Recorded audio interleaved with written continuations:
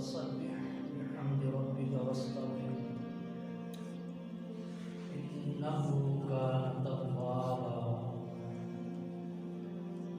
सदक़ल्लाहु मौलाना अज़ीम व सदक़ रसूलुहुन नबिय्युल करीमुल अमीन। क़ाल अल्लाहु तबारक व तआला फी शानि हबीबी इन्नल्लाहा व मलाइकतहु युसल्लूना अलन नबी या अय्युहल्लज़ीना आमनू सल्लु अलैहि व सल्लिमू तस्लीमा। अल्लाहुम्मा सल्लि अला सय्यिदिना मौलाना मुहम्मद व अला आलि सय्यिदिना मौलाना मुहम्मद व आलिहि व अस्हाबिहि व बारिक वसल्लम। अस्सलातु वस्सलामु अलैका या रसूलल्लाह व अला आलिका व अस्हाबिका या हबीबल्लाह। अस्सलातु वस्सलामु अलैका या नबियल्लाह व अला आलिका व अस्हाबिका या नूरल्लाह।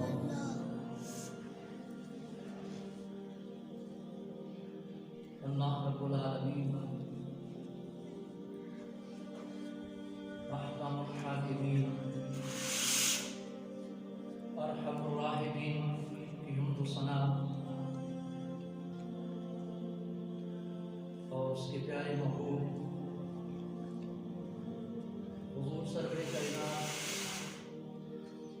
फ़ख्रे मौजूदात बाइसे तख़लीक़ कायनात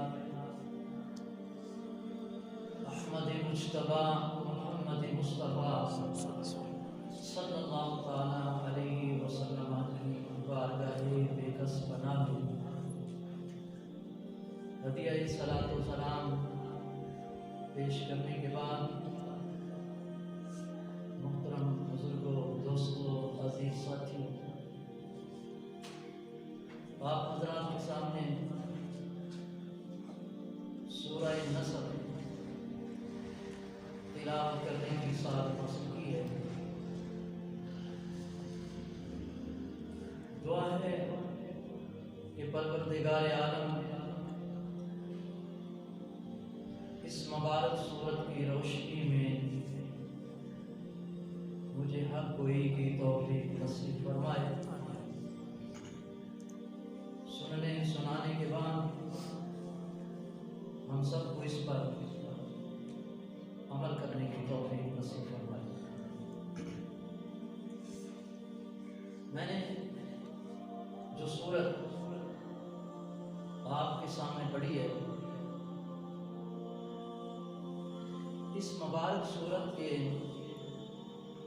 कई नाम हैं।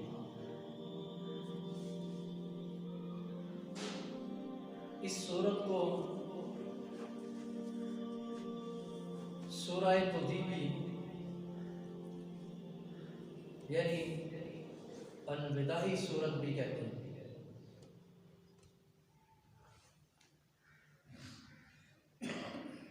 क्योंकि इसमें इस अमर की तरफ इशारा है, इस बात की तरफ इशारा है कि अल्लाह के प्यारे महबूब सल्लल्लाहु अलैहि वसल्लम अपने फराइज़ नबुव्वत को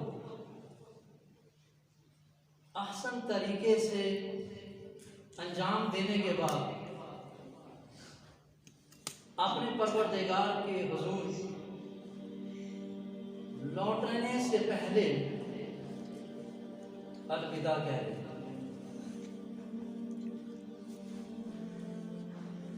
इस सूरत का नाम फतह भी है,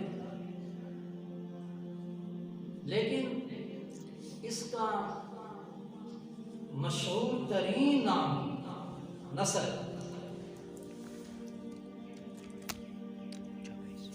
इज़ा जाअ नस्रुल्लाह, जो इस मुबारक सूरत की पहली आयत से माखूज़ है और जिसका माना होता है फतह व नुसरत। नसर का माना क्या है? फतह, नुसरत। चूँकि इस सूरत में नुसरत इलाही, अल्लाह तबारक व तआला की मदद के आने का जिक्र है। इसलिए इसी लफ्ज को, इसी लफ्ज़े नसर को इस मुबारक सूरत का नाम करार दिया गया, यानी जो इसकी वजह तस्मीया है। इस सूरत का एक रकू और 3 आयात हैं। इसके कलिमात की तादाद 19 है और रूह की तादाद 79 है।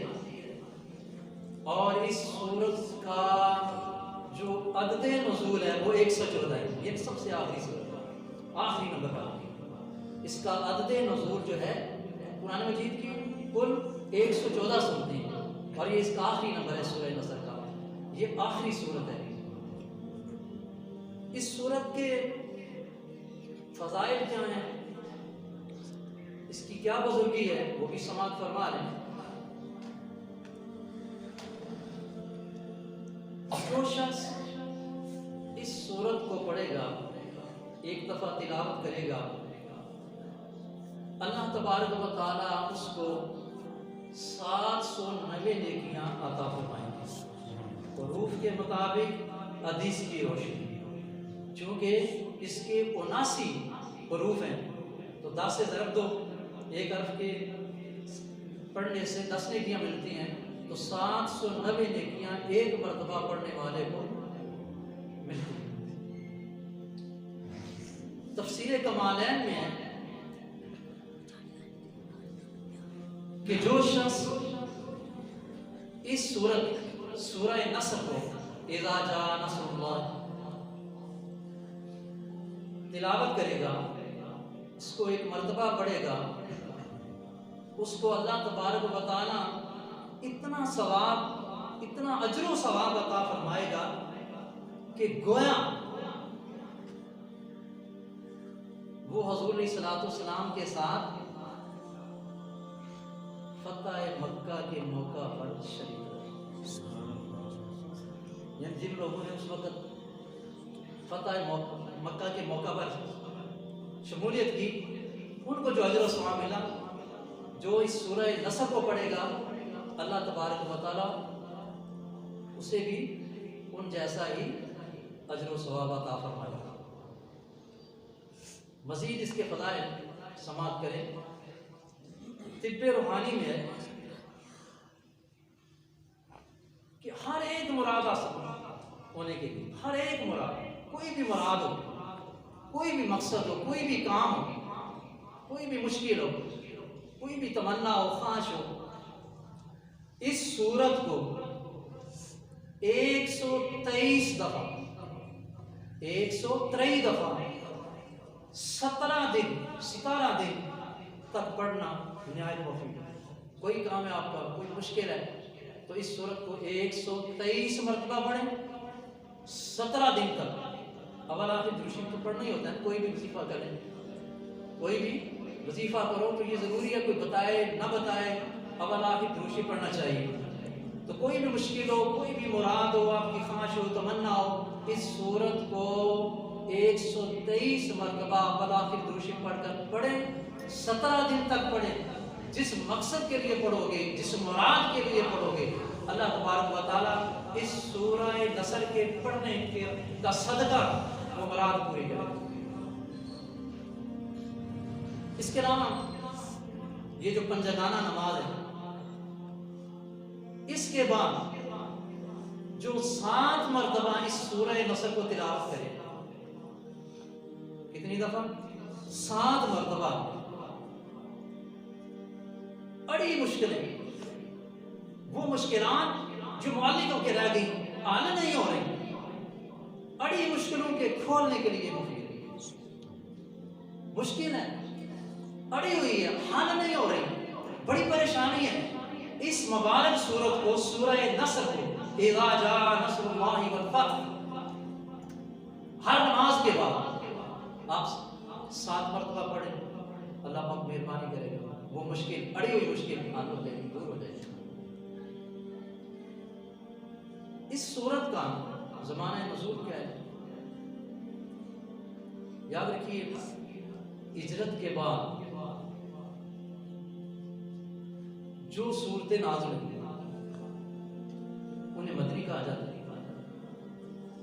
हिजरत के बाद जिन सूरतों का नुज़ूल हुआ उन्हें मदनी कहा जाता है। हाँ, उनका नुज़ूल मदीने में हुआ या मदीना के सफर के दौरान बाहर किसी मकाम। हिजरत के बाद जब आप मदीने चले गए हिजरत फरमाकर, हिजरत के बाद जो सूरतें नाज़िल हुई उन्हें मदनी कहा जाता है।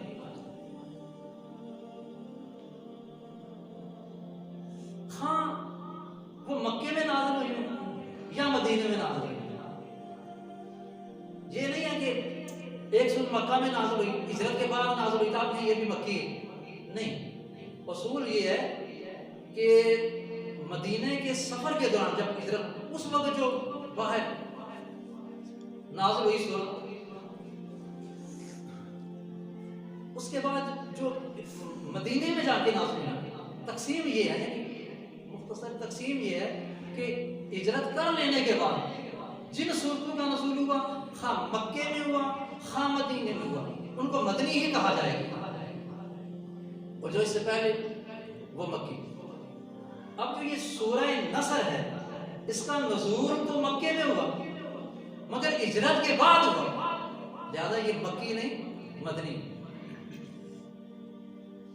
हज़रत अब्दुल्ला बिन अब्बास रज़ियल्लाहु ताला अन्हु, आपका बयान है कि ये कुरान मजीद फुरकान हमीद की आखिरी सूरत है, तभी तो इसका नंबर है ना 114। 114 ही सूरतें हैं कुरान मजीद, तो इसका आखिरी नंबर है, यानी आखिरी मुकम्मल सूरत जो नाज़िल हुई वो यही सूरत है, सूरह नसर। इज़ा जा नसरुल्लाहि वल फतह। इस सूरत के नुज़ूल के बारे में दो कौल है। एक ये है कि ये फतह मक्का के दौरान नाज़िल हुई, जब मक्का फतह हुआ तो उस मौके पे नाज़िल हुई, और दूसरा कौल ये है कि ये हज्जतुल विदा के मौके पर नाज़िल हुई।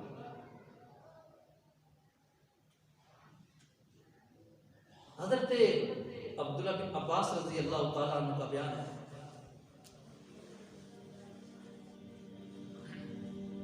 जब ये सूरत सूरह नस्र नाज़िल हुई तो प्यारे आका अलैहिस्सलाम ने इरशाद फरमाया कि मुझे मेरी वफ़ात की खबर दी गई है। इस सूरत में आप सल्लल्लाहु अलैहि वसल्लम के विसाल की खबर है। तो आपने खुद बताया कि इस सूरत में मेरे विसाल की खबर है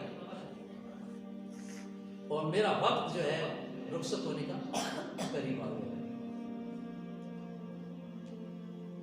क्योंकि जब ड्यूटी मुकम्मल हो जाती है तो उसके बाद जो अंबिया के साथ यही होता है, जब ये इशारा आ जाए कि अब आपका काम मुकम्मल, फिर उसके बाद दूसरा मतलब यही है कि आप वापस अपने परवरदिगार के पास जाने वाले। तो आप खुद भी आपने बताया कि इसमें इशारा है दुनिया से रुखसत होने। अब मुख्तसर इसका तर्जमा, 3 ही आयतें हैं, मुख्तसर तर्जमा में तशरीह थोड़ी सी आपकी खिदमत में अर्ज करता हूँ। इज़ा जा नस्रुल्लाहि वल फतह व रअयत अन्नास यदखुलूना फी दीनिल्लाहि अफ़वाजा फसब्बिह बिहम्दि रब्बिका वस्तग़फिर। ये जो पहली आयत है इसका तर्जमा पहले सुन लें। इज़ा जा नस्रुल्लाहि वल फतह, जब अल्लाह की मदद आ पहुंचे और फतह नसीब हो जाए, और आगे दोबारा आयतन नासा, और आप देख ले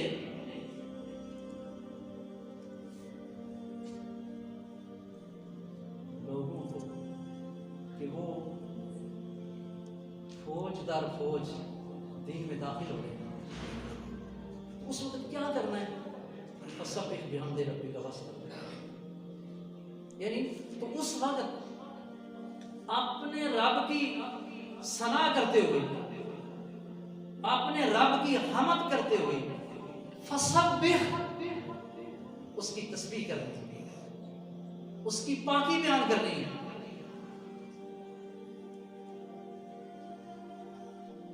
वस्तगफिर, और उससे बख्शिश तलब करनी।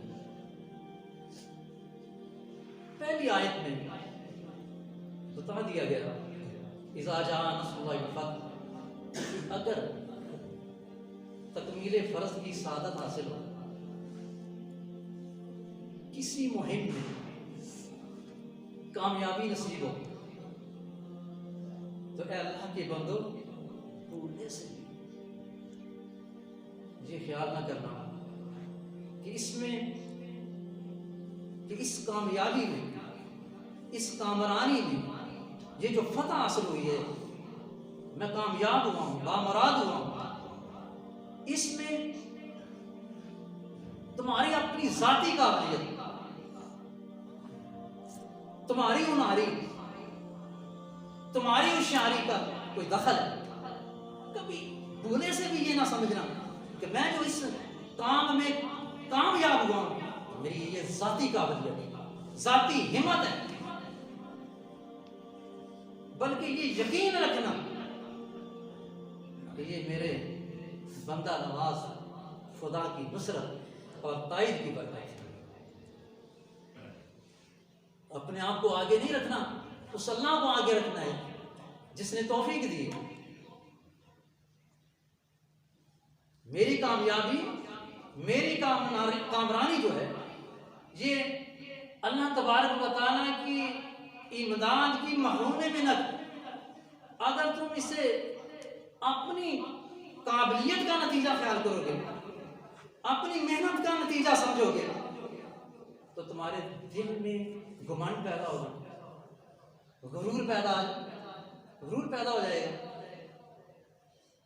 और मगरूर फातिहीन से ऐसी नारवा हरकतें सरजद होती हैं कि उनकी जो कामयाबी होती है, मगरूर फातिहीन की जो कामरानी होती है, जो फतह होती है, वो शिकस्त से भी ज्यादा उनके लिए रुस्वा बन जाती है। अल्लाह तबारक व तआला ने इस सूरत में अपने प्यारे महबूब अलैहिस्सलाम से इरशाद फरमाया, इज़ा जाअ नस्रुल्लाहि वल फतह। गौर कीजिए कि जब मेरी मदद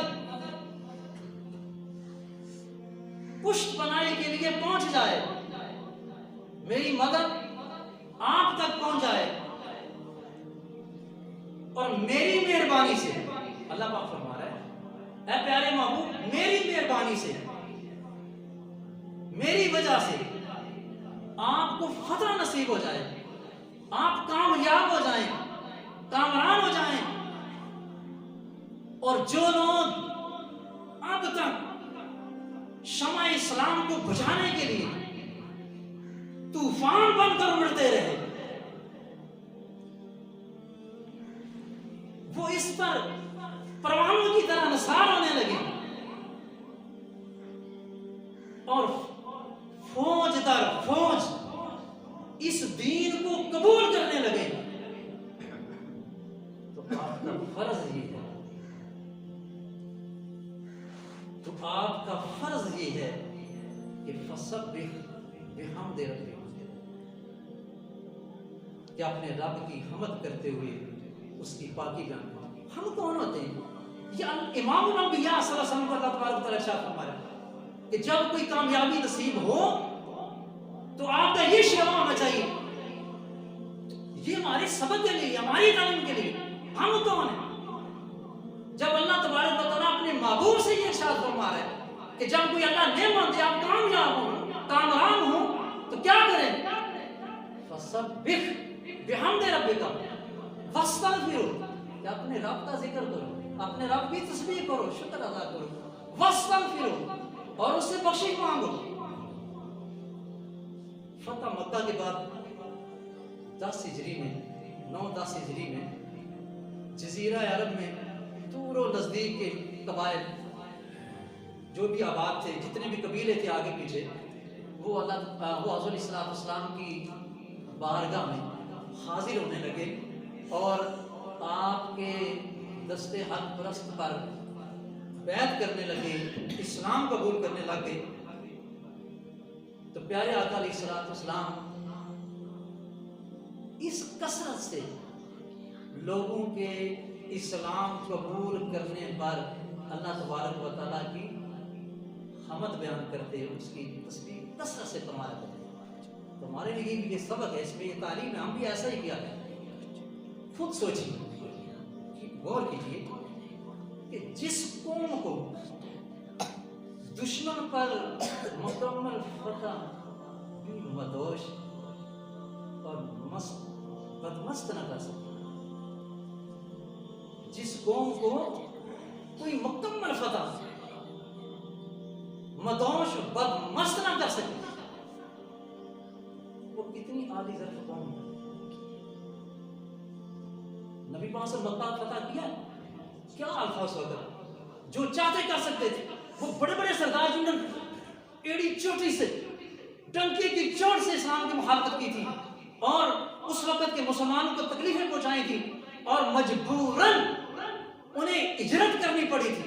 अब वही लश्कर, अब वही पिसे हुए 10,000 के लश्कर के साथ प्यारे आका अलैहिस्सलाम 10,000 का लश्कर जहार लेकर मक्का की जानिब बढ़े और बगैर लड़ाई का फतह हो गया। तमाम सरदारान ने कुरैश जिन्होंने मुखालफत की थी, बड़ी बड़ी तकलीफें पहुंचाई थी, वो कांप रहे।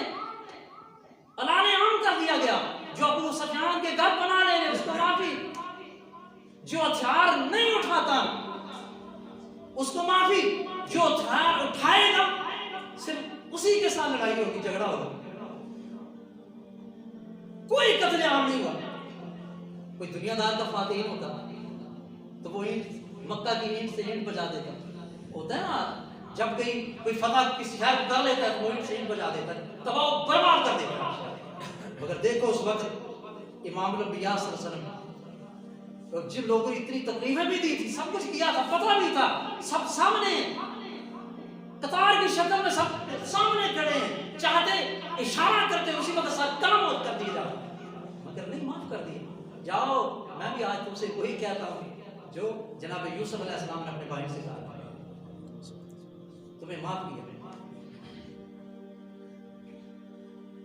तो कितनी आली दर्द कौम है, इसका वजूद, इस कौम का वजूद इंसानियत के लिए खैर और सआदत का मंबा है।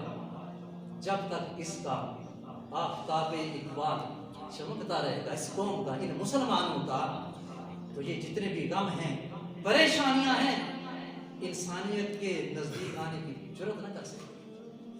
आगे जो आता है ना, वस्तगफिर कि बख्शिश मांगिए, ये दर हकीकत हमारे लिए नबी पास तो मासूम है ना, मासूमों के सरदार हैं, तो ये नबी पास क्योंकि मुखातिब तो आम है, मगर हकीकत में हम लोग मुखातिब हैं, ये हमारे लिए है। मैं शार्ट कर देता हूँ क्योंकि टाइम हो चुका है कि आप अपनी उम्मत के लिए बख्शिश मांगिए। ये नहीं कि आप अपने लिए, वस्तगफिर हो माना तो यही है कि आप अपने रब से बख्शिश मांगिए, मगर उलमाए तफसीर बताते हैं कि मुराद ये है कि अपनी उम्मत के लिए बख्शिश मांगे। और जब आप अपनी उम्मत के लिए अपने प्यारे प्यारे हाथों, नूरानी हाथों को उठाएंगे, या अल्लाह मेरी उम्मत को माफ कर दे, तो अल्लाह ताला आपके उठे हुए मुबारक हाथों को खाली लौटाएगा। तो फरमाया कि आप अपनी उम्मत के लिए, तलबे मग़फ़िरत के लिए आप अपने हाथों को उठाएं ताकि मैं तेरी उम्मत को बख्शूं, तेरी उम्मत की मग़फ़िरत करूं। या ताला हम इन बातों को सुने, फिर भी अल्लाह अल्लाह के रसूल के जिक्र की तरफ ना आए तो हमारी नालायकी। अल्लाह ताला हम सबको कुरान मजीद समझने, समझाने, पढ़ने पढ़ाने और इस पर अमल करने की